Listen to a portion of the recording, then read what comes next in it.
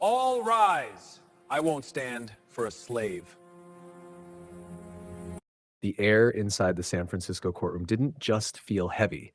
It felt electric, like a storm front was moving in.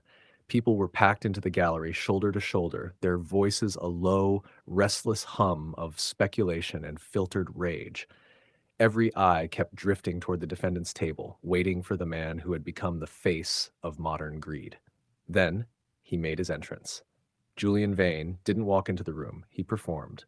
Dressed in a charcoal gray designer suit that likely cost more than the average person's annual salary, he carried himself with a swagger that bordered on total contempt for the building he was in.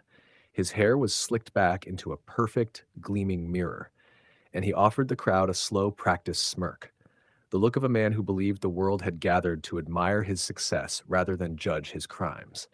To the headlines, he was a financial titan. To the hundreds of families who had lost their life savings, he was a thief. But looking at him now, Julian didn't look like a man facing a prison cell. He looked like the guest of honor. Have you ever seen someone walk into a room with so much confidence that you almost questioned your own eyes? Stay with this. Like and subscribe because Julian Vane was about to find out that a designer suit is no shield against a non-nonsense judge. The room shifted from a low hum to an absolute, dead silence the moment Judge Sylvia Thorne entered. Dressed in her obsidian black robe, she moved with a quiet, lethal grace that didn't require a gavel to command respect. Her reputation was her armor. She was a woman who saw through the fog of wealth and prioritized the cold, hard facts of the law. All rise, the bailiff's voice rang out. The gallery stood as one. The lawyers stood. The court reporters stood. But Julian Vane remained firmly in his chair. He didn't even look up. He simply leaned back, casually scrolling through a leather-bound legal pad as if the judge's arrival were a minor distraction from his busy schedule. His lead attorney hissed a frantic whisper into his ear, but Julian merely waved him off with a flick of his wrist. Judge Thorne reached the bench and stopped. She didn't shout. She didn't demand he stand. She simply watched him. The silence in the room became suffocating, the weight of his disrespect hanging in the air like a physical object. The crowd held its breath, waiting for the explosion. What would you do if you were in that judge's seat? Would you demand respect immediately, or wait for the right moment to strike? Julian kept his smirk, his expression almost daring her to react. "You may be seated," Judge Thorne said finally, her voice like ice. She hadn't addressed the insult yet, but everyone in that room knew. The atmosphere had just turned from a trial into a reckoning. Julian Vane wasn't just wealthy, he was the kind of rich that felt untouchable. His empire, Vane Global, had been marketed as a golden ticket for the middle class. He had convinced hundreds, retired teachers, firefighters, and single parents, to hand over their life savings with the promise of a secure future.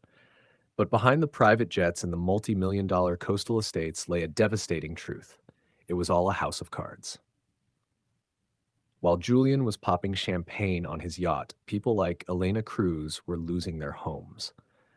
Elena, a widow who had invested her entire inheritance to put her kids through college, now found herself at a food bank. Beside her in the gallery sat Marcus Reed, a retired veteran whose 30 years of service had been erased by Julian's fraudulent schemes. The prosecution didn't just present numbers, they presented lives destroyed. They showed a series of leaked emails where Julian explicitly told his team to hook the suckers with fake data. Have you ever trusted someone so completely, only to realize you were just a number in their game? In the face of this heartbreak, Julian sat at the defense table, yawning. He whispered jokes to his lawyer and checked his gold watch. To him, these victims weren't people, they were noise. He was betting on the fact that his high-priced legal team could delay the truth until the world moved on. But Julian had overlooked one thing. Judge Thorne wasn't for sale. Stay with us, like and subscribe, because the evidence was about to become a cage Julian couldn't buy his way out of. The trial had transformed into a public spectacle, with news vans circling the courthouse like vultures. Inside, the prosecution was delivering the final blow. They presented a series of internal memos where Julian explicitly ordered his staff to falsify records. "Make the returns look impossible to ignore," one email read. "These people want to believe in miracles. Give them one until the check's clear." The words hung in the air like a sickness. Elena Cruz wept quietly in the front row, while Marcus Reed's jaw remained set in a hard line of fury. But it was Julian's conduct that truly pushed the room to the edge. On the day Elena took the stand to describe her children sleeping in a car because of his greed, Julian didn't even look at her. Instead, he pulled out his phone, casually scrolling through a news feed. "Your Honor," the prosecutor interrupted, her voice trembling with indignation. "The defendant is treating this witness's pain as a lunch break entertainment." Judge Thorne's eyes burned with a quiet, terrifying fire. "Mr. Vane," she said, her voice dropping to a dangerous level, "put the device away. Now." Julian looked up, unfazed, almost amused. "I was just checking a market update, Judge. It's actually quite important for the economy." The courtroom gasped. The disrespect was no longer just an attitude, it was an open challenge to the seat of justice. How would you feel if you were pouring your heart out about your lost life, and the person who took it was checking the stock market? Like and subscribe, because the judge's patience had officially run out and the verdict was about to hit harder than Julian ever imagined. The final day of the trial arrived with an atmosphere so thick it felt like the air itself was charged with electricity. The gallery was a sea of faces, hundreds of victims waiting for the one thing Julian Vane had denied them: accountability. Julian sat at the defense table, his posture still relaxed, even offering a small, arrogant grin to the cameras as the jury returned. Judge Sylvia Thorne looked at the defendant, her face a mask of immovable stone. "Julian Vane," she began, her voice steady and deliberate, "you have been found guilty of fraud, conspiracy, and obstruction of justice. Your actions have not just emptied bank accounts, they have destroyed lives. You operated with a level of cruelty that is as staggering as your wealth." Julian's smirk finally faltered. He straightened in his chair, the first crack appearing in his polished exterior.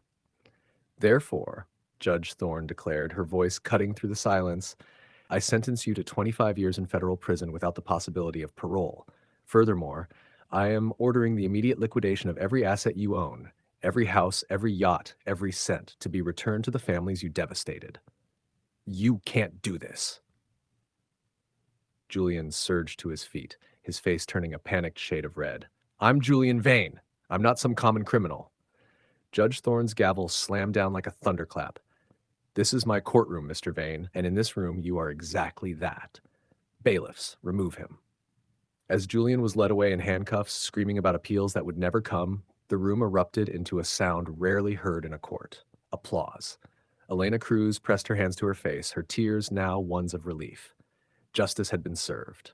Does a 25-year sentence truly balance the scale for hundreds of ruined lives? From the other side of silence, Toss Stories, where real voices rise and truth finds its echo. Like, subscribe, and share this story, because no one, no matter how rich, is above the law.